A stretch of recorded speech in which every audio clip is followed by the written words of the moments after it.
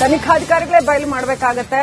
ಆದ್ರೆ ಆರೋಪ ಪ್ರತ್ಯಾರೋಪಗಳು ಸಾಕಷ್ಟು ಕೇಳಿ ಬರ್ತಾ ಇದೆ ಎರಡು ಕುಟುಂಬಗಳ ಕಡೆಯಿಂದ.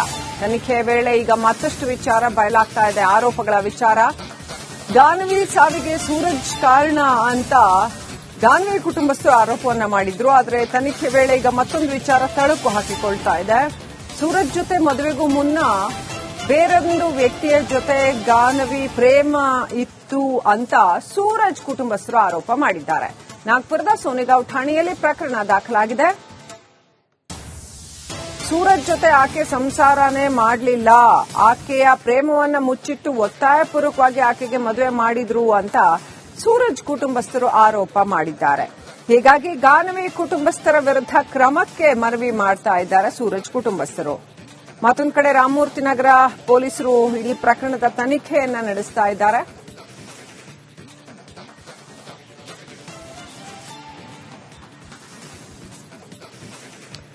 ಇವಾಗ ಇನ್ನಷ್ಟು ಅಪ್ಡೇಟ್ ಪಡ್ಕೊಳ್ಳೋಣ. ನಮ್ಮ ಪ್ರತಿನಿಧಿ ಅರವಿಂದ್ ಲೈವ್ ಕನೆಕ್ಟ್ ಆಗಿದ್ದಾರೆ. ಅರವಿಂದ್, ಈ ಒಂದು ಭೀಕರವಾದಂತಹ ಆತ್ಮಹತ್ಯಾ ಪ್ರಕರಣ, ಇದು ಅತ್ಯಂತ ದುರದೃಷ್ಟಕರವಾದ ಪ್ರಕರಣ, ಸಾಕಷ್ಟು ಕುತೂಹಲವನ್ನು ಕೂಡ ಕೆರಳಿಸ್ತಾ ಇದೆ.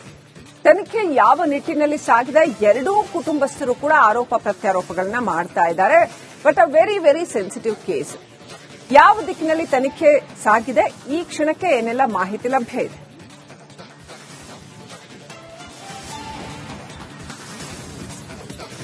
ಶ್ರೀಲಕ್ಷ್ಮಿ, ಖಂಡಿತವಾಗ್ಲೂ ಕೂಡ ಟ್ರಿಪ್ಗೆ ಹೋದಂತಹ ದಂಪತಿಯ ಬಳಿಕ, ಅಂದ್ರೆ ಬೆಂಗಳೂರಿಗೆ ಬಂದ ಬಳಿಕ ಮಹಿಳೆ ಆತ್ಮಹತ್ಯೆ ಮಾಡ್ಕೊಳ್ತಾಳೆ. ಆ ಬಳಿಕ ಒಂದು ಆರೋಪಗಳು ಕೇಳಿಬರುತ್ತೆ. ಅಂದ್ರೆ ಹುಡುಗನ ಮನೆ ಕಡೆ, ಸೂರಜ್ ಮನೆ ಕಡೆ ಅವರ ಮೇಲೆ ಒಂದು ಆರೋಪ ಬರುತ್ತೆ, ವರದಕ್ಷಿಣೆ ಕಿರುಕುಳ ಅನ್ನುವಂಥದ್ದು ಬರುತ್ತೆ. ಜೊತೆಗೆ ಸೂರಜ್ ಮೇಲೆ ಒಂದು ಕೆಟ್ಟದಾದಂತಹ ಒಂದು ಆರೋಪ ಕೂಡ ಮಾಡ್ತಾರೆ. ಆತ ಗಂಡಸೆ ಅಲ್ಲ ಅನ್ನುವಂತ ರೀತಿಯಲ್ಲಿ ಆಕೆ ಹೇಳಿದ್ಲು ಅನ್ನುವಂತ ಆರೋಪವನ್ನ ಗಾನವಿ ಕುಟುಂಬಸ್ಥರು ಮಾಡಿರುವಂತದ್ದು, ದೂರನ್ನ ಕೂಡ ಕೊಟ್ಟಿರ್ತಾರೆ.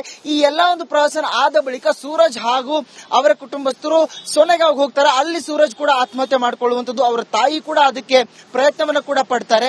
ಈ ಎಲ್ಲಾ ಹಂತದಲ್ಲಿ ತನಿಖೆ ಆಗುತ್ತೆ. ತನಿಖೆಯಲ್ಲಿ ಮತ್ತೊಂದು ಮೇಜರ್ ಟ್ವಿಸ್ಟ್ ಕೂಡ ಲಭ್ಯ ಆಗಿರುವಂತದ್ದು. ಈಗ ಸೂರಜ್ ಮನೆಯವರು ಗಾನವಿಯ ಮನೆಯವರ ಮೇಲೆ ಒಂದು ಬೆದರಿಕೆ ಆರೋಪ ಸಂಬಂಧಪಟ್ಟಂತೆ ದೂರನ್ನ ಕೊಟ್ಟಿದ್ದಾರೆ. ಈ ಸಂಬಂಧಪಟ್ಟಂತೆ ಪ್ರಮುಖವಾಗಿ 3 ಠಾಣೆಗಳಲ್ಲಿ ಈ ಒಂದು ಕೇಸ್ನ ತನಿಖೆ ಮಾಡಲಾಗ್ತಾ ಇದೆ. ಒಂದು ರಾಮಮೂರ್ತಿ ನಗರ, ಮತ್ತೊಂದು ವಿದ್ಯಾರಣ್ಯಪುರ, ಇನ್ನೊಂದು ಸೋನೆಗಾಂವ್ನಲ್ಲಿ ಈ ಒಂದು ತನಿಖೆ ನಡೀತಾ ಇರುವಂತದ್ದು. ಅದರಲ್ಲಿ ಪ್ರಮುಖವಾಗಿ ಗೊತ್ತಾಗ್ತಾ ಇರುವಂತಹ ವಿಷಯ, ಮದುವೆಗೂ ಮುನ್ನ, ಅಂದ್ರೆ ಸುಮಾರು 7 ತಿಂಗಳ ಹಿಂದೆ ಇವರಿಬ್ರು ಮದುವೆ ಏನಾಯ್ತು, ತುಂಬಾ ಗ್ರ್ಯಾಂಡ್ ಆಗಿ ಮದುವೆಯನ್ನ ಮಾಡ್ಕೊಟ್ಟಿರ್ತಾರೆ. ಆಗ ಇಬ್ರು ಕೂಡ ಒಪ್ಪಿಗೆಯಿಂದನೇ ಮದುವೆ ಆಗಿರ್ತಾರೆ. ಆದ್ರೆ ಇಲ್ಲಿ ಗಾನವಿ ಈ ಹಿಂದೆ ಬೇರೆ ಒಬ್ಬರನ್ನ ಪ್ರೀತಿ ಮಾಡ್ತಾ ಇದ್ಲು. ಆಕೆಯನ್ನ ಒತ್ತಾಯಪೂರ್ವಕವಾಗಿ ಸೂರಜ್ ಜೊತೆಗೆ ಮದುವೆಯನ್ನ ಮಾಡಿಸಲಾಗುತ್ತೆ.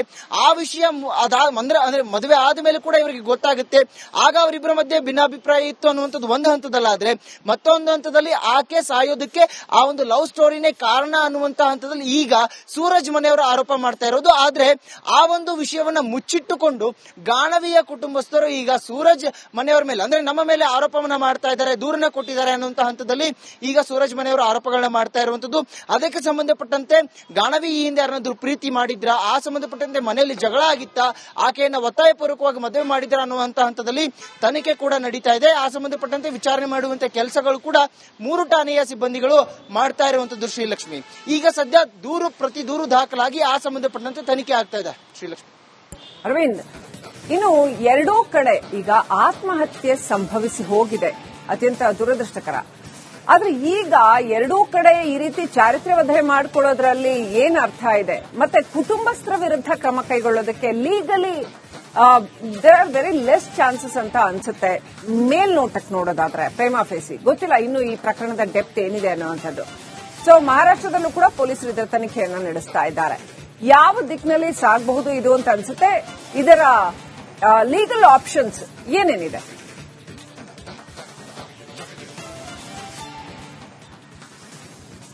ಖಂಡಿತ ಶ್ರೀಲಕ್ಷ್ಮಿ, ಒಂದು ಹಂತದಲ್ಲಿ ಈ ಹಿಂದೆ ಅಂದ್ರೆ ಗಾನವಿ ಮತ್ತೆ ಸೂರಜ್ ಅವರ ಮದುವೆ ಫಿಕ್ಸ್ ಏನಾಗುತ್ತೆ, ಅವ್ರದ್ದು ಕಂಪ್ಲೀಟ್ಲಿ ಅರೇಂಜ್ ಮ್ಯಾರೇಜ್ ಅನ್ನುವಂಥದ್ದು. ಆ ಮದುವೆ ಫಿಕ್ಸ್ ಆಗೋಕ್ಕಿಂತ ಮುಂಚಿತವಾಗಿಯೇ ಒಂದು ಲವ್ ಸ್ಟೋರಿ ಇರುತ್ತೆ. ಒತ್ತಾಯಪೂರ್ವಕವಾಗಿ ಒಂದು ವೇಳೆ ಗಾನವಿಗೆ ಮದುವೆ ಮಾಡಿಸಿದ್ರು, ಆ ಒಂದು ವಿಷಯಕ್ಕಾಗಿಯೇ ಆಕೆ ಭಿನ್ನಾಭಿಪ್ರಾಯಕ್ಕೊಳಗಾಗಿ ಆಕೆ ಆತ್ಮಹತ್ಯೆ ಮಾಡಿಕೊಂಡು, ಆ ಬಳಿಕ ಅವರ ಕುಟುಂಬಸ್ಥರು ಅಂದ್ರೆ ಗಾನವಿ ಕುಟುಂಬಸ್ಥರು ಬೇಕು ಅಂತಾನೆ ಸೂರಜ್ ಅವರ ಕುಟುಂಬಸ್ಥರ ಮೇಲೆ ಆರೋಪ ಮಾಡಿದ್ದೇ ಆದಲ್ಲಿ ಇಲ್ಲಿ ಒಂದು ಜೀವ ಹೋಗೋದಕ್ಕಾಗಿ ಗಾನವಿ ಕುಟುಂಬಸ್ಥರು ಕುಟುಂಬಸ್ಥರ ಕಾರಣರಾಗ್ತಾರೆ, ಅದು ಕೂಡ ಉದ್ದೇಶಪೂರ್ವಕವಾಗಿ ಕಾರಣರಾಗ್ತಾರೆ ಅನ್ನುವಂತ ಹಂತದಲ್ಲಿ ಕಾನೂನು ಮುಖೇನವಾಗಿ ಅವರು ಬೆದರಿಕೆ ಹಾಗೆ ಮಾನನಷ್ಟ ಮೊಕದ್ದಮೆಯನ್ನು ಕೂಡ ಹಾಕಬಹುದು. ಆ ನಿಟ್ಟಿನಲ್ಲಿ ಸೂರಜ್ ಅವರ ಕುಟುಂಬಸ್ಥರು ಮುಂದುವರಿಬಹುದು. ಆದ್ರೆ ಪ್ರಮುಖವಾದಂತಹ ಸಾಕ್ಷ್ಯಾಧಾರಗಳು ಬೇಕಾಗುತ್ತೆ. ಇದು ಕೇವಲ ಬಾಯಿ ಮಾತಿಂದ ಗಾನವಿ ಬೇರೊಬ್ಬರನ್ನ ಪ್ರೀತಿ ಮಾಡ್ತಾ ಇದ್ರು ಅನ್ನುವಂತ ಹಂತದಲ್ಲಿ ಅದು ಕೆಲವು ಗಾಸಿಪ್ಗಳ ವಿಷಯದಲ್ಲಿ ಆಗಿತ್ತು ಅಂದ್ರೆ ಅದಕ್ಕೆ ಯಾವುದೇ ರೀತಿಯಾದಂತಹ ಮನ್ನಣೆ ಕಾನೂನಲ್ಲಿ ಸಿಗೋದಿಲ್ಲ. ಹಾಗಾಗಿ ಆ ಪ್ರೂಫ್ಗಳು ಆ ನಿಟ್ಟಿನಲ್ಲಿ ಒಂದು ತನಿಖೆ ಕೂಡ ಆಗಬೇಕಾಗುತ್ತೆ ಒಂದು ಹಂತದಲ್ಲಿ. ಆದ್ರೆ ಮತ್ತೊಂದು ಹಂತದಲ್ಲಿ ಇಲ್ಲಿ ವರದಕ್ಷಿಣೆ ಕಿರುಕುಳ ಜೊತೆ ಗಾನವಿಗೆ ಮಾನಸಿಕವಾಗಿ ಹಿಂಸೆ ನೀಡ್ತಾ ಇದ್ರು. ಹಾಗೆ ಸೂರಜ್ ಅವರ ಹೆಲ್ತ್ ಕೂಡ ಸರಿ ಇರಲಿಲ್ಲ, ಅವರು ಒಂದು ಸಂಸಾರಕ್ಕೆ ಯೋಗ್ಯರಲ್ಲ ಅನ್ನುವಂತ ಹಂತದಲ್ಲಿ ಆರೋಪಗಳನ್ನ ಕೂಡ ಇವರು ಮಾಡಿದ್ರು. ಆ ಕಾರಣದಿಂದ ಆಕೆ ಆತ್ಮಹತ್ಯೆ ಮಾಡ್ಕೊಂಡಿದ್ದಾಳೆ. ಹಾಗಾಗಿ ಇವರು ನೀಡಿದಂತ ಕಿರುಕುಳದಿಂದ ನಮ್ಮ ಜೀವ ಹೋಗಿದೆ, ಅಂದ್ರೆ ನಮ್ಮ ಮನೆಯ ಒಂದು ಜೀವ ಹೋಗಿದೆ ಅನ್ನುವಂತ ಇವರು ಹೇಳಿದ್ದಾರೆ.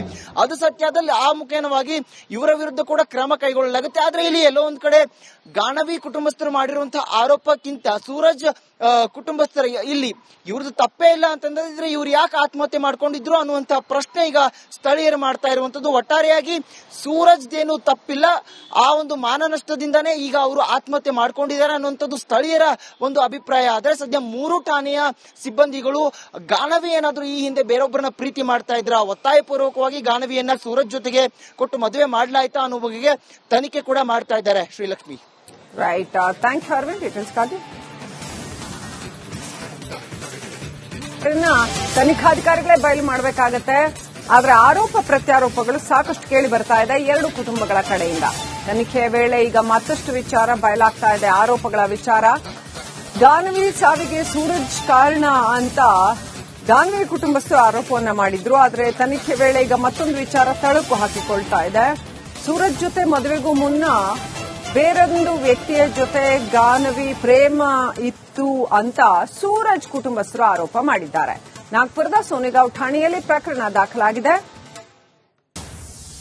ಸೂರಜ್ ಜೊತೆ ಆಕೆ ಸಂಸಾರನೇ ಮಾಡಲಿಲ್ಲ, ಆಕೆಯ ಪ್ರೇಮವನ್ನ ಮುಚ್ಚಿಟ್ಟು ಒತ್ತಾಯಪೂರ್ವಕವಾಗಿ ಆಕೆಗೆ ಮದುವೆ ಮಾಡಿದ್ರು ಅಂತ ಸೂರಜ್ ಕುಟುಂಬಸ್ಥರು ಆರೋಪ ಮಾಡಿದ್ದಾರೆ.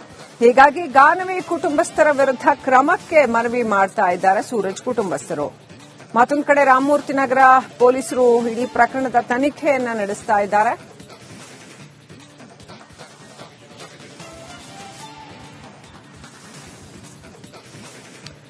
ಇವಾಗ ಇನ್ನಷ್ಟು ಅಪ್ಡೇಟ್ ಪಡ್ಕೊಳ್ಳೋಣ. ನಮ್ಮ ಪ್ರತಿನಿಧಿ ಅರವಿಂದ್ ಲೈವ್ ಕನೆಕ್ಟ್ ಆಗಿದ್ದಾರೆ. ಅರವಿಂದ್, ಈ ಒಂದು ಭೀಕರವಾದಂತಹ ಆತ್ಮಹತ್ಯಾ ಪ್ರಕರಣ, ಇದು ಅತ್ಯಂತ ದುರದೃಷ್ಟಕರವಾದ ಪ್ರಕರಣ, ಸಾಕಷ್ಟು ಕುತೂಹಲವನ್ನು ಕೂಡ ಕೆರಳಿಸ್ತಾ ಇದೆ.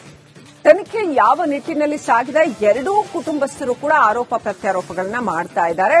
But a very very sensitive case. ಯಾವ ದಿಕ್ಕಿನಲ್ಲಿ ತನಿಖೆ ಸಾಗಿದೆ? ಈ ಕ್ಷಣಕ್ಕೆ ಏನೆಲ್ಲ ಮಾಹಿತಿ ಲಭ್ಯ ಇದೆ?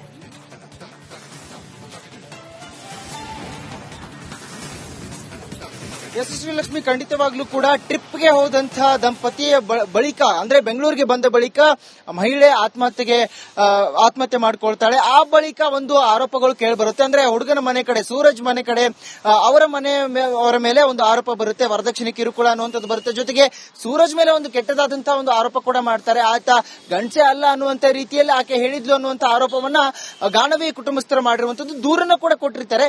ಈ ಎಲ್ಲಾ ಒಂದು ಪ್ರಹಸನ ಆದ ಬಳಿಕ ಸೂರಜ್ ಹಾಗೂ ಅವರ ಕುಟುಂಬಸ್ಥರು ಸೋನೆಗಾಂವ್ಗೆ ಹೋಗ್ತಾರೆ. ಅಲ್ಲಿ ಸೂರಜ್ ಕೂಡ ಆತ್ಮಹತ್ಯೆ ಮಾಡಿಕೊಳ್ಳುವಂತದ್ದು, ಅವರ ತಾಯಿ ಕೂಡ ಅದಕ್ಕೆ ಪ್ರಯತ್ನವನ್ನ ಕೂಡ ಪಡ್ತಾರೆ.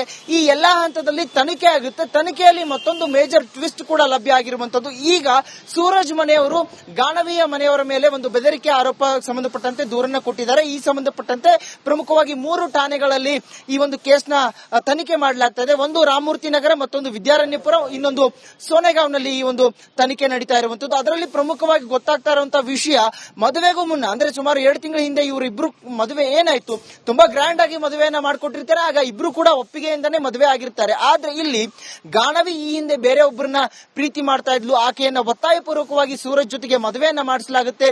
ಆ ವಿಷಯ ಅಂದ್ರೆ ಮದುವೆ ಆದ್ಮೇಲೆ ಕೂಡ ಇವರಿಗೆ ಗೊತ್ತಾಗುತ್ತೆ. ಆಗ ಅವರಿಬ್ಬರ ಮಧ್ಯೆ ಭಿನ್ನಾಭಿಪ್ರಾಯ ಇತ್ತು ಅನ್ನುವಂಥದ್ದು ಒಂದು ಹಂತದಲ್ಲಾದ್ರೆ, ಮತ್ತೊಂದು ಹಂತದಲ್ಲಿ ಆಕೆ ಸಾಯೋದಕ್ಕೆ ಆ ಒಂದು ಲವ್ ಸ್ಟೋರಿನೇ ಕಾರಣ ಅನ್ನುವಂತ ಹಂತದಲ್ಲಿ ಈಗ ಸೂರಜ್ ಮನೆಯವರು ಆರೋಪ ಮಾಡ್ತಾ ಇರೋದು. ಆದ್ರೆ ಆ ಒಂದು ವಿಷಯವನ್ನ ಮುಚ್ಚಿಟ್ಟುಕೊಂಡು ಗಾಣವಿಯ ಕುಟುಂಬಸ್ಥರು ಈಗ ಸೂರಜ್ ಮನೆಯವರ ಮೇಲೆ ಅಂದ್ರೆ ನಮ್ಮ ಮೇಲೆ ಆರೋಪವನ್ನ ಮಾಡ್ತಾ ಇದ್ದಾರೆ, ದೂರನ್ನ ಕೊಟ್ಟಿದ್ದಾರೆ ಅನ್ನುವಂತ ಹಂತದಲ್ಲಿ ಈಗ ಸೂರಜ್ ಮನೆಯವರು ಆರೋಪಗಳನ್ನ ಮಾಡ್ತಾ ಇರುವಂತದ್ದು. ಅದಕ್ಕೆ ಸಂಬಂಧಪಟ್ಟಂತೆ ಗಾಣವಿ ಈ ಹಿಂದೆ ಯಾರನ್ನಾದ್ರೂ ಪ್ರೀತಿ ಮಾಡಿದ್ರ, ಆ ಸಂಬಂಧಪಟ್ಟಂತೆ ಮನೆಯಲ್ಲಿ ಜಗಳ ಆಗಿತ್ತ, ಆಕೆಯನ್ನ ಒತ್ತಾಯಪೂರ್ವಕವಾಗಿ ಮದುವೆ ಮಾಡಿದ್ರ ಅನ್ನುವಂತ ಹಂತದಲ್ಲಿ ತನಿಖೆ ಕೂಡ ನಡೀತಾ ಇದೆ. ಆ ಸಂಬಂಧಪಟ್ಟಂತೆ ವಿಚಾರಣೆ ಮಾಡುವಂತ ಕೆಲಸಗಳು ಕೂಡ 3 ಠಾಣೆಯ ಸಿಬ್ಬಂದಿಗಳು ಮಾಡ್ತಾ ಇರುವಂತದ್ದು ಶ್ರೀಲಕ್ಷ್ಮಿ. ಈಗ ಸದ್ಯ ಪ್ರತಿ ದೂರು ದಾಖಲಾಗಿ ಆ ಸಂಬಂಧಪಟ್ಟಂತೆ ತನಿಖೆ ಆಗ್ತಾ ಇದೆ ಶ್ರೀಲಕ್ಷ್ಮಿ. ಅರವಿಂದ್, ಇನ್ನು ಎರಡೂ ಕಡೆ ಈಗ ಆತ್ಮಹತ್ಯೆ ಸಂಭವಿಸಿ ಹೋಗಿದೆ, ಅತ್ಯಂತ ದುರದೃಷ್ಟಕರ. ಆದ್ರೆ ಈಗ ಎರಡೂ ಕಡೆ ಈ ರೀತಿ ಚಾರಿತ್ರ್ಯವಧೆ ಮಾಡ್ಕೊಳ್ಳೋದ್ರಲ್ಲಿ ಏನ್ ಅರ್ಥ ಇದೆ? ಮತ್ತೆ ಕುಟುಂಬಸ್ಥರ ವಿರುದ್ಧ ಕ್ರಮ ಕೈಗೊಳ್ಳೋದಕ್ಕೆ legally there are very less chances ಅಂತ ಅನ್ಸುತ್ತೆ ಮೇಲ್ನೋಟಕ್ಕೆ ನೋಡೋದಾದ್ರೆ. ಪ್ರೇಮಾ ಫೇಸಿ ಗೊತ್ತಿಲ್ಲ ಇನ್ನು ಈ ಪ್ರಕರಣದ ಡೆಪ್ತ್ ಏನಿದೆ ಅನ್ನುವಂಥದ್ದು. ಸೊ ಮಹಾರಾಷ್ಟ್ರದಲ್ಲೂ ಕೂಡ ಪೊಲೀಸರು ಇದರ ತನಿಖೆಯನ್ನು ನಡೆಸ್ತಾ ಇದ್ದಾರೆ. ಯಾವ ದಿಕ್ಕಿನಲ್ಲಿ ಸಾಗಬಹುದು ಇದು ಅಂತ ಅನ್ಸುತ್ತೆ? ಇದರ ಲೀಗಲ್ ಆಪ್ಷನ್ಸ್ ಏನೇನಿದೆ?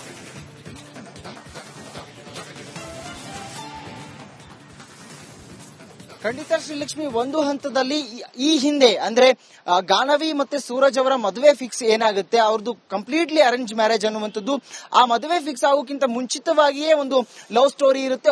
ಒತ್ತಾಯಪೂರ್ವಕವಾಗಿ ಒಂದು ವೇಳೆ ಗಾನವಿಗೆ ಮದುವೆ ಮಾಡಿಸಿದ್ರು, ಆ ಒಂದು ವಿಷಯಕ್ಕಾಗಿಯೇ ಆಕೆ ಭಿನ್ನಾಭಿಪ್ರಾಯಕ್ಕೊಳಗಾಗಿ ಆಕೆ ಆತ್ಮಹತ್ಯೆ ಮಾಡಿಕೊಂಡು ಆ ಬಳಿಕ ಅವರ ಕುಟುಂಬಸ್ಥರು ಅಂದ್ರೆ ಗಾನವಿ ಕುಟುಂಬಸ್ಥರು ಬೇಕು ಅಂತಾನೆ ಸೂರಜ್ ಅವರ ಕುಟುಂಬಸ್ಥರ ಮೇಲೆ ಆರೋಪ ಮಾಡಿದ್ದೇ ಆದಲ್ಲಿ ಇಲ್ಲಿ ಒಂದು ಜೀವ ಹೋಗೋದಕ್ಕಾಗಿ ಗಾನವಿ ಕುಟುಂಬಸ್ಥರು ಕಾರಣರಾಗ್ತಾರೆ, ಅದು ಕೂಡ ಉದ್ದೇಶಪೂರ್ವಕವಾಗಿ ಕಾರಣರಾಗ್ತಾರೆ ಅನ್ನುವಂತ ಹಂತದಲ್ಲಿ ಕಾನೂನು ಮುಖೇನವಾಗಿ ಅವರು ಬೆದರಿಕೆ ಹಾಗೆ ಮಾನನಷ್ಟ ಮೊಕದ್ದಮೆಯನ್ನು ಕೂಡ ಹಾಕಬಹುದು. ಆ ನಿಟ್ಟಿನಲ್ಲಿ ಸೂರಜ್ ಅವರ ಕುಟುಂಬಸ್ಥರು ಮುಂದುವರಿಬಹುದು. ಆದ್ರೆ ಪ್ರಮುಖವಾದಂತಹ ಸಾಕ್ಷ್ಯಾಧಾರಗಳು ಬೇಕಾಗುತ್ತೆ. ಇದು ಕೇವಲ ಬಾಯಿ ಮಾತಿಂದ ಗಾನವಿ ಬೇರೊಬ್ಬರನ್ನ ಪ್ರೀತಿ ಮಾಡ್ತಾ ಇದ್ರು ಅನ್ನುವಂತ ಹಂತದಲ್ಲಿ ಅದು ಕೆಲವು ಗಾಸಿಪ್ಗಳ ವಿಷಯದಲ್ಲಿ ಆಗಿತ್ತು ಅಂದ್ರೆ ಅದಕ್ಕೆ ಯಾವುದೇ ರೀತಿಯಾದಂತಹ ಮನ್ನಣೆ ಕಾನೂನಲ್ಲಿ ಸಿಗೋದಿಲ್ಲ. ಹಾಗಾಗಿ ಆ ಪ್ರೂಫ್ಗಳು ಆ ನಿಟ್ಟಿನಲ್ಲಿ ಒಂದು ತನಿಖೆ ಕೂಡ ಆಗಬೇಕಾಗುತ್ತೆ ಒಂದು ಹಂತದಲ್ಲಿ. ಆದ್ರೆ ಮತ್ತೊಂದು ಹಂತದಲ್ಲಿ ಇಲ್ಲಿ ವರದಕ್ಷಿಣೆ ಕಿರುಕುಳ ಜೊತೆಗೆ ಗಾನವಿಗೆ ಮಾನಸಿಕವಾಗಿ ಹಿಂಸೆ ನೀಡ್ತಾ ಇದ್ರು. ಹಾಗೆ ಸೂರಜ್ ಅವರ ಹೆಲ್ತ್ ಕೂಡ ಸರಿ ಇರಲಿಲ್ಲ, ಅವರು ಒಂದು ಸಂಸಾರಕ್ಕೆ ಯೋಗ್ಯರಲ್ಲ ಅನ್ನುವಂತ ಹಂತದಲ್ಲಿ ಆರೋಪಗಳನ್ನ ಕೂಡ ಇವರು ಮಾಡಿದ್ರು. ಆ ಕಾರಣದಿಂದ ಆಕೆ ಆತ್ಮಹತ್ಯೆ ಮಾಡ್ಕೊಂಡಿದ್ದಾಳೆ. ಹಾಗಾಗಿ ಇವರು ನೀಡಿದಂತ ಕಿರುಕುಳದಿಂದ ನಮ್ಮ ಜೀವ ಹೋಗಿದೆ ಅಂದ್ರೆ ನಮ್ಮ ಮನೆಯ ಒಂದು ಜೀವ ಹೋಗಿದೆ ಅನ್ನುವಂತ ಇವರು ಹೇಳಿದ್ದಲ್ಲಿ ಅದು ಸತ್ಯದಲ್ಲಿ ಆ ಮುಖೇನವಾಗಿ ಇವರ ವಿರುದ್ಧ ಕೂಡ ಕ್ರಮ ಕೈಗೊಳ್ಳಲಾಗುತ್ತೆ. ಆದ್ರೆ ಇಲ್ಲಿ ಎಲ್ಲೋ ಒಂದ್ ಕಡೆ ಗಾನವಿ ಕುಟುಂಬಸ್ಥರು ಮಾಡಿರುವಂತಹ ಆರೋಪಕ್ಕಿಂತ ಸೂರಜ್ ಕುಟುಂಬಸ್ಥರ ಇಲ್ಲಿ ಇವ್ರದ್ದು ತಪ್ಪೇ ಇಲ್ಲ ಅಂತಂದ್ರೆ ಇವ್ರು ಯಾಕೆ ಆತ್ಮಹತ್ಯೆ ಮಾಡ್ಕೊಂಡಿದ್ರು ಅನ್ನುವಂತಹ ಪ್ರಶ್ನೆ ಈಗ ಸ್ಥಳೀಯರು ಮಾಡ್ತಾ ಇರುವಂತದ್ದು. ಒಟ್ಟಾರೆಯಾಗಿ ಸೂರಜ್ದೇನು ತಪ್ಪಿಲ್ಲ, ಆ ಒಂದು ಮಾನನಷ್ಟದಿಂದಾನೇ ಈಗ ಅವರು ಆತ್ಮಹತ್ಯೆ ಮಾಡ್ಕೊಂಡಿದ್ದಾರೆ ಅನ್ನುವಂಥದ್ದು ಸ್ಥಳೀಯರ ಒಂದು ಅಭಿಪ್ರಾಯ. ಆದ್ರೆ ಸದ್ಯ 3 ಠಾಣೆಯ ಸಿಬ್ಬಂದಿಗಳು ಗಾನವಿ ಏನಾದ್ರೂ ಈ ಹಿಂದೆ ಬೇರೊಬ್ಬರನ್ನ ಪ್ರೀತಿ ಮಾಡ್ತಾ ಇದ್ರ, ಒತ್ತಾಯಪೂರ್ವಕವಾಗಿ ಗಾನವಿಯನ್ನ ಸೂರಜ್ ಜೊತೆಗೆ ಕೊಟ್ಟು ಮದುವೆ ಮಾಡ್ಲಾಯ್ತಾ ಅನ್ನೋ ಬಗೆಗೆ ತನಿಖೆ ಕೂಡ ಮಾಡ್ತಾ ಇದ್ದಾರೆ Srilakshmi. Right, thank you Aravind, details ಕಾಗಿ.